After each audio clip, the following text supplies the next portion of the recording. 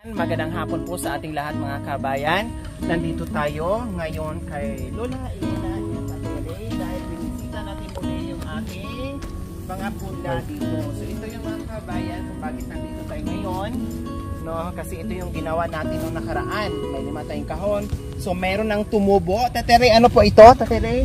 Patulan Ito. Ayan. So yung patulan na yan, ayan po mga kabayan. Pwede na po itong ilipat, Tatere. Ano natin sila, lagyan, nagawa, lahat ng tipong kahon, ipaikot natin silang ganyan. Pwede nang ilipat mga ganyan, di ba? Gano'n lang yan, tapos lipat natin mamaya, no? Tapos, dito, meron dito kailang wala pa. Ang palaya po yan. Ayan, mga kabayan, meron po dito. Ano po Tatere? Ito yung Kalabasa. kalabasa madam. Ayan. Yung kalabasa, dinirect na po namin, kaya may mga agwat-agwat na po yan. Ayan po. Ayan. Tapos, yung ating sitaw. Ayan, binudbud lang din po natin yan mga kabayan. Ilang araw lang, no? Pangatlong araw ngayon, Tatere, 2 araw. Pang-5 na ngayon. Ay, pang-5 na. So, ayan.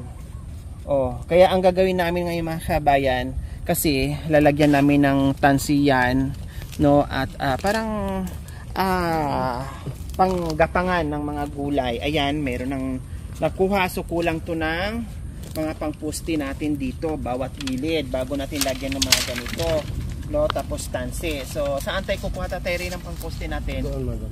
Okay, ayan, last time doon tayo kumuha sa kabila. Ngayon dito naman tayo kasi medyo malalaki ang kukunin natin, no? Kailang noon nakatulong ako, ngayon kasi ay kakarot canal ko lang kahapon, no? At umiinom pa ako ng final, no? Sumasakit pa yung gilagid ko, yung ngipin na ni root canal, kaya baka mabina tayo. Huwag muna tayo tawag nito, magputol ng kawayan. So nandito lang tayo para samahan si Tatay Ray, at pwede naman tayo magbitbit kahit ilang piraso. Huwag lang magbigat dahil delikado. Kailan parang gusto ko magtapas eh. Nangangati yung kamay ko. Gusto kong tumulong sa pagputol. Sarap maligo doon mga kabayan. Oh, may ilog doon sa likuran. Sayang Tatay, hindi ko kayo matulungan dyan magtapas. Madali lang naman. Masakit yung ngipin ko po Tatay.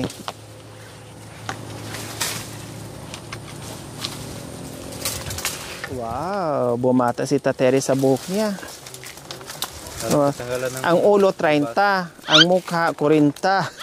Balba. Kasi may puti pa. Ay, nako. Ay, 60 na pala kasi senior na eh. Ay, nako. Okay na po.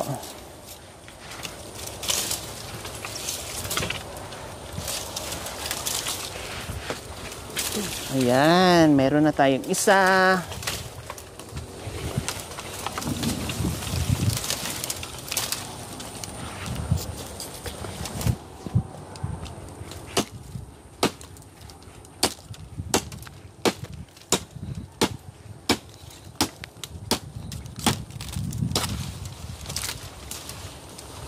Hindi pwede yan Tatere, yung hinawakan nyo.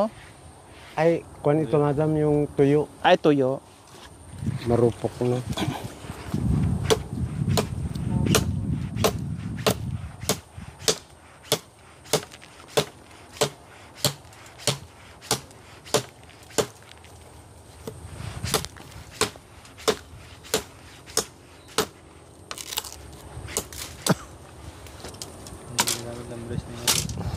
Sino? Ito? Mabasa gulang lang. So ayan po mga kabayan, tuloy-tuloy pa rin po si Tatere pangunguha ng bayog. No, pag malalaki kawayan na yun, pero pag mga ganito, no, ay bayog lang siya. Mga ganito, hanggang ganito lang siya mga kabayan. Hindi katulad sa kawayan na talagang mataba. Kailang pag magulang to, matibay din naman.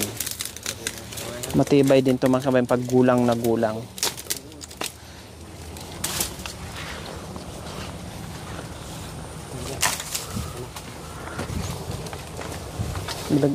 Ano po muna yung payong mo?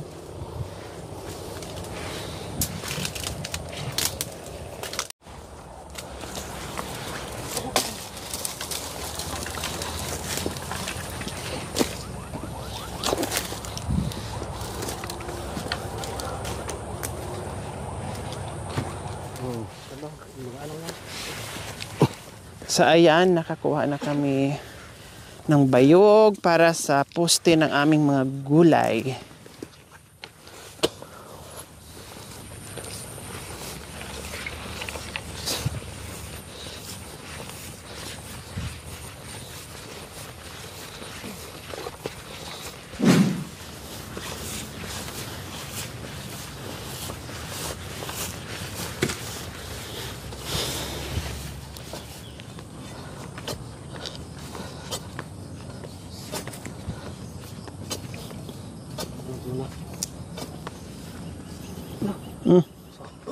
Huwag na.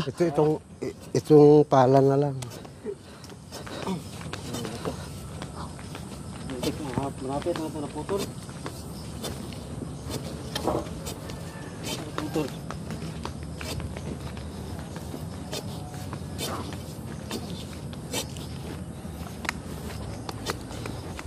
Tama na yan.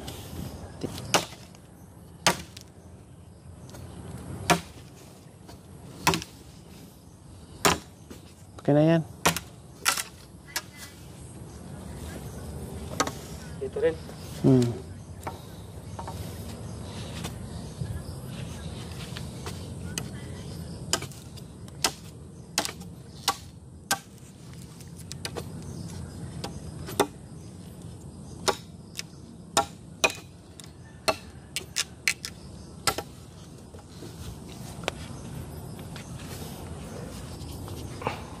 Yan.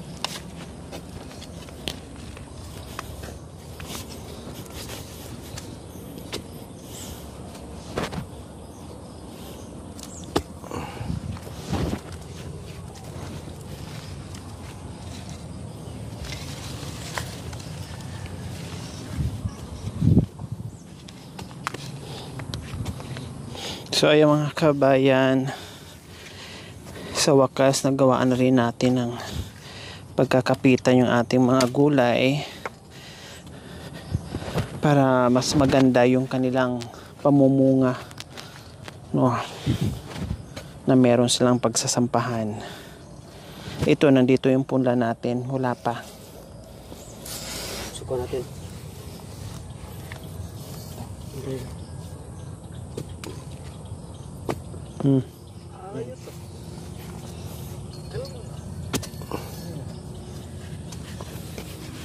Ay, kalimutan ko. May pananim pa. May pananim pala dyan.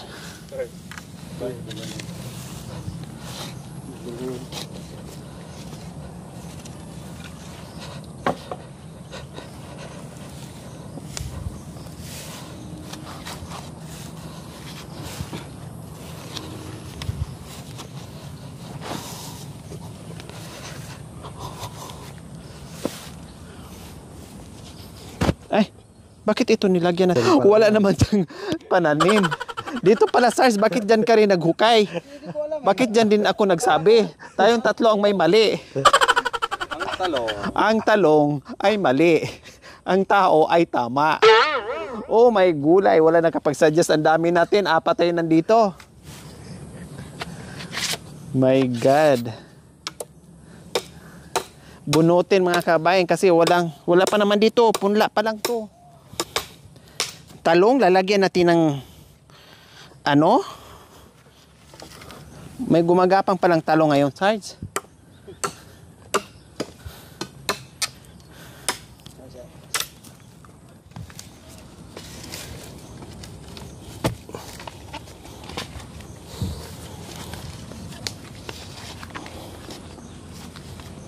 So ayan, maglagay na tayo ng ganito.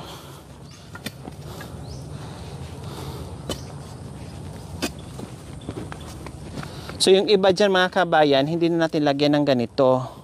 No, yung mga ganon-ganon na lang oh. Yung sanga ng mga bayog.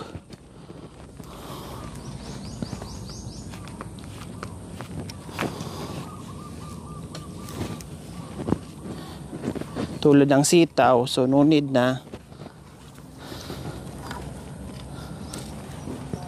So ayan.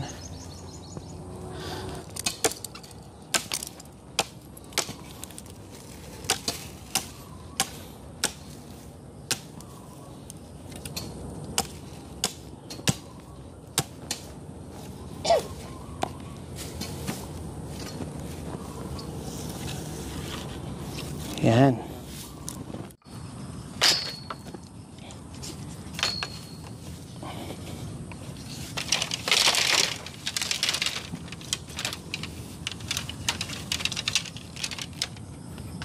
Mga kabayan, ito yung sita natin. Lagyan natin ng gapangan din niya. Hindi na kailangan yung gusto. Yung ito na lang. Tapos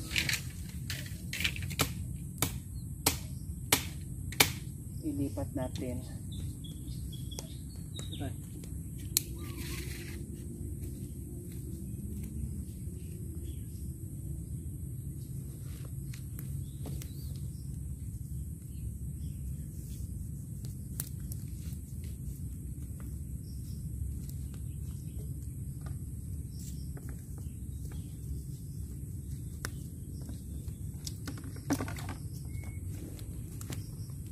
Kaya nga Kuya Domingo sa atin pa kaya, tayo pa kaya, diba? Sipag lang yan. Tatlo na natin kasi yung iba di matuloy. Ayan. Yan, so ayun po mga kabayan, yung iba ilipat naman natin kasi maraming tumubo eh. No, kasi kung pagsiksikin natin sila dyan, crowded na at hindi na maganda yung tubo ng gulay natin. So ito naman yung ating kalabasa. So dito lang natin ito pinunla and then ililipat din ni tatay doon, no, para may maayos ng gapangan. Bali ang pala tatay rin doon din po yung ilalagay. So ayan po yung gagawin natin. So diba okay siya. So after nito ay sabi ko nga ni Tatay Ray, ito dito pwede pa niya lagyan ng pichay kasi mas maganda ang kita doon at mabilis din siya itong parte na yan, para pag pumunta tayo dito at least mayroon tayong pipitasin, may gulay tayo, may lulutuin tayo, mayroon tayong ilalaga, lahat at the same time kikita pa si Tatay Ray at saka si Lola Elena kasi kung anong bunga dito hindi naman mauubos namin, hindi naman mauubos si Tatay Ray, o kundi ibenta po niya para mas maganda, no, at kikita sila. Kaya yun lang yung purpose namin talaga kung bakit gusto ko na magkaroon ng ganito. Gayahin namin si Kuya Domingo na walang mga paa, walang mga kamay, pero ang dami niyang mga gulay. Okay, so ayan po mga kabayan, maraming salamat po muli sa walang sawang panonood dito kay Lola Elena. Babalik at babalik pa rin po ako dito dahil marami pa akong i-guide o gagawin para kahit paano ay meron silang income at at the same time syempre yung bahay ay talagang bibisitahin ko yan.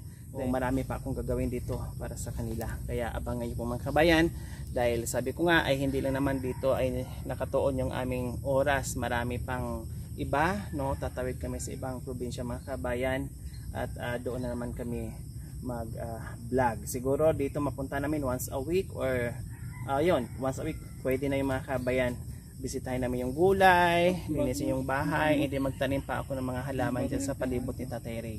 Kaya abangan niyo po mga kabayan. Maraming salamat sa walang sawang panonood, pagsubaybay dito sa vlog ni Lola Elena and Tatay Ray. Maraming salamat.